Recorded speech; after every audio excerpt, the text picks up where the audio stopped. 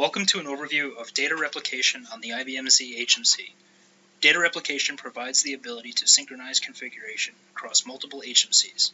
At its core, data replication follows a master-slave architecture and supports complex setups such as redundant masters and multiple slaves. Data replication eliminates the need for making identical configuration changes on multiple HMCs. This is especially important for customers with large and complex HMC configurations, such as a large number of custom users. This feature makes it easy to include redundant HMCs in your environment. In this video, we will demonstrate the basics on enabling and configuring data replication, as well as best practices in troubleshooting. Before you begin, it's important to note the versions of the HMCs you're working with and verify that data replication is compatible between them. The HMC's version is always displayed in the title bar. The recommendation is to keep all HMCs in your environment at the same version, but there are times when you will have mixed versions, for example, when you are installing new HMCs or performing driver upgrades throughout your environment. In our first example, we're going to configure a simple master-slave setup using two HMCs named drHMC1 and drHMC2. Starting on drHMC1, who will be our master, log on as ACS admin or a user with an equivalent role. Click Search in the upper right corner, type replication, and select the customized data replication result. If data replication is disabled, which is the default, the task will simply show an option to enable it. Click Enable, and then Apply. Next, on drHMC2, which will be acting as our slave, we again launch the customized data replication task. And again click Enable. Next, we'll need to add drHMC1 as a data source. A data source is simply another HMC that provides replicated data, and in this case it's our master HMC that we just enabled earlier. To add a data source, click New, locate your HMC in the Discover Console list, select it, and click Add. If your data source HMC is on the same Layer 2 network, it should appear in this list. Otherwise, you can add it using its IP address or hostname. Once you've added a data source HMC, a list of data types will be shown on the right. Data replication can be configured on a per data type basis between each master-slave pair. For demonstration purposes, we will only select customer information and user profile data. And then finally click Apply to save your changes. At this point, you have a master-slave data replication configuration between drHMC1 and drHMC2 for both the customer info and user profile data types. Next, we will go on some basics on viewing the status of your data replication setup, as well as some additional options in troubleshooting.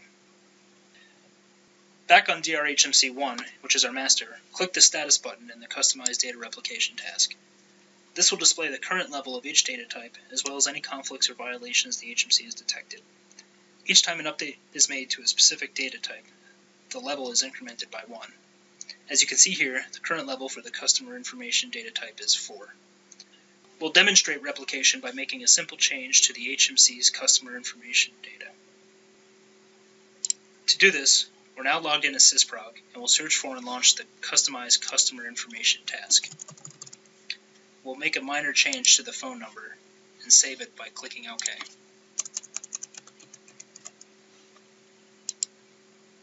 Now on drHMC2, which is our slave, open the status view within the Customize Data Replication task.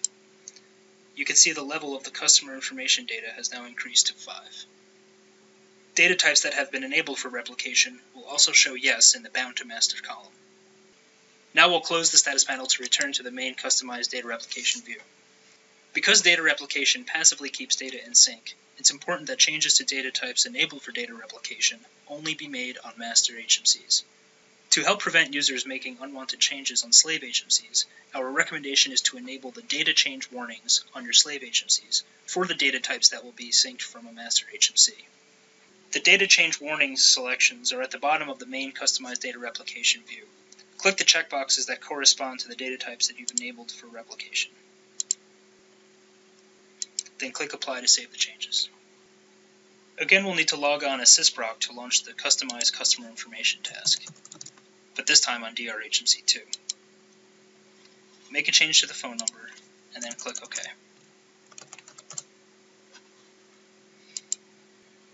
You will see a data replication warning with two options: request reset of this data to prior settings, which will request the master HMC send over its current level of this data type, undoing the changes just made. Or ignore this warning, which will leave the changes just made in place and not change any DR settings. If you're logged on as ACS admin or a user with an equivalent role, you will see a third option to unconfigure all data sources for this data type. This will leave the change made in place and will disable replication for this data type from all data source HMCs. For demonstration purposes, we're going to ignore this warning.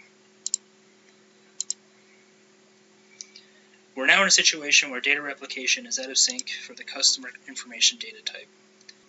This is not immediately apparent when viewing the data replication status on the slave, but if we switch to the master HMC, drHMC1, we can immediately see a message at the top of the customized data replication task. The status view will show a slave violation where the customer information data type is a level ahead of the master. To fix this, close the status view, select Push to Slaves, and then Yes to confirm. Within a few seconds, the error message should go away, and the status should not show any violations.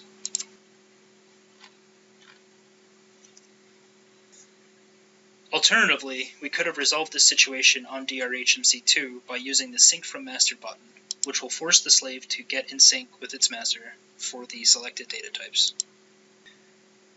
That completes our overview of data replication on the IBM Z HMC. Thanks for watching, and be sure to look for further videos on more advanced data replication topics.